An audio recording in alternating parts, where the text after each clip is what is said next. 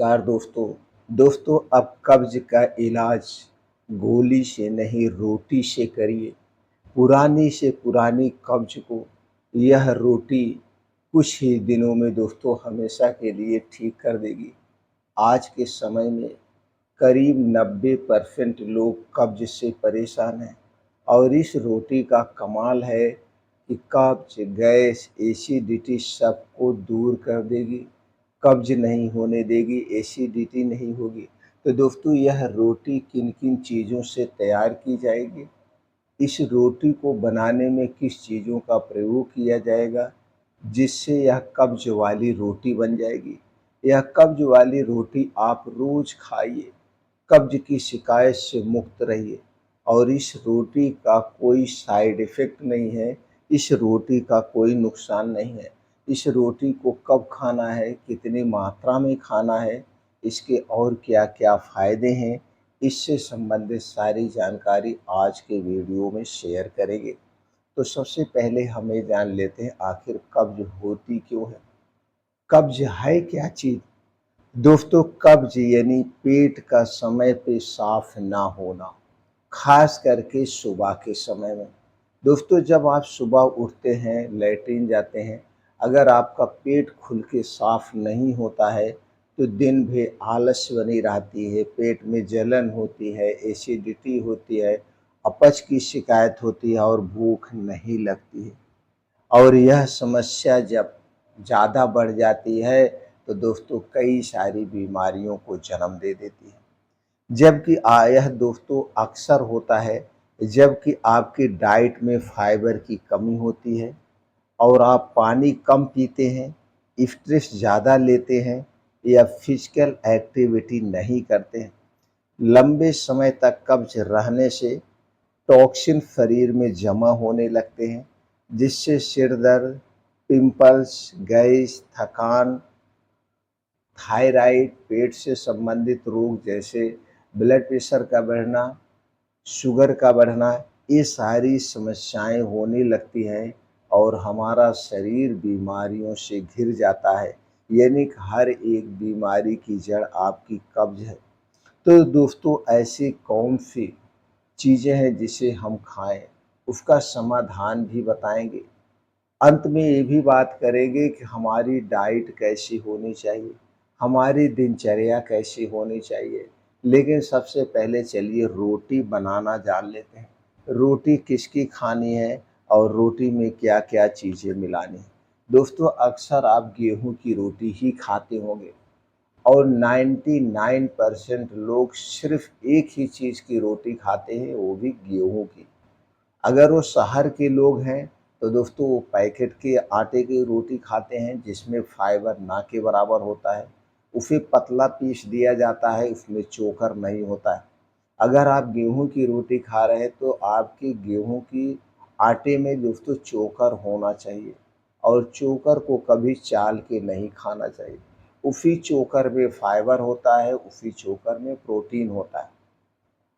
तो दोस्तों ये गेहूँ की रोटी खाने के फ़ायदे हैं। सबसे बढ़िया तो ये है आप गेहूँ खरीदिए, धुलिए और जा कर के चक्की पे उसे पिसाइए और बहुत पतला मत पिसाइए, हल्का-सा उसे मोटा ही रहने दीजिए और उसे कभी भी चाल के मत खाना। चोकर युक्त गेहूँ की रोटी खाना चाहिए। लेकिन आज हम गेहूँ की रोटी की बात नहीं कर रहे हैं। आज हम दोस्तों आपको बता रहे हैं चने की रोटी। आपको चने की रोटी 24 घंटे में 1 बार खाना है, वो भी शाम के समय। तो आपको चना लेना है, चने को धुल कर के साफ करके इसे पिसा लेना है। पिसाने के बाद अब आपको दोस्तों 3 चीज़ों की ज़रूरत है। इस 3 चीज़ों को उसी आटे में मिलाना है। पहला चीज़ है अलसी का बीज। दोस्तों अलसी के बीज में घुलनशील फाइबर और ओमेगा 3 फैटी एसिड होता है। यह आंतों की मूवमेंट को बेहतर करता है और कब्ज को दूर करता है। अलसी का बीज हमारे लिए दोस्तों बहुत ही महत्वपूर्ण है और इसे अलसी के बीज को ज़रूर खाना चाहिए। अलसी का बीज 2 तरीके से खाया जाता है। पहला भून करके और दूसरा भिगो करके। इसके अलावा कच्ची अलसी का बीज कभी मत खाइए, 2 ही तरीके से खाया जाता है। ये पहली चीज़ हो गई। दूसरी चीज़ हो गई अजवाइन। अजवाइन को दोस्तों पेट के लिए वरदान माना जाता है। यह पेट के लिए अमृत का काम करती है। अजवाइन हमारे शरीर के वात, पित्त, कफ तीनों को बैलेंस करती है। गैस, कब्ज, एसिडिटी को दूर करती है। अगला चीज़ है दोस्तों वो है जीरा। जीरा बहुत ही फ़ायदेमंद है हमारे पेट के लिए। दोस्तों ये गैस, कब्ज, एसिडिटी को दूर करने में मदद करता है। गैस, कब्ज, एसिडिटी बनने से भी रोकता है। तो पहली चीज़ क्या हो गई अलसी का बीज, अजवाइन और जीरा। अब ये तीनों चीज़ें लेना है, कितनी-कितनी मात्रा में लेना है चलिए ये भी जान लेते हैं। आपको अलसी का बीज चाहिए 200 ग्राम, अजवाइन चाहिए आपको दोस्तों 40 ग्राम, सेंधा नमक भी आप ले सकते हैं स्वाद के अनुसार या काला नमक, दोनों में से जो भी नमक आपको अच्छा लगे स्वाद के अनुसार ले सकते हैं। जीरा चाहिए आपको 50 ग्राम। तो कितना हो गया, अलसी का बीज 200 ग्राम, अजवाइन 40 ग्राम और जीरा 50 ग्राम। ये तीनों चीज़ें लेने के बाद इसे स्लो आंच पर आपको कढ़ाई में भून लेना है। भूनने के बाद जब ये ठंडा हो जाए तो स्वाद अनुसार नमक अभी चाहे मिला दीजिए, चाहे जब रोटी बनाइएगा उसमें मिला सकते हैं। भूनने के बाद इसे दोस्तों आपके घर मिक्सर होगा, डाल करके इसका पाउडर बना लीजिए।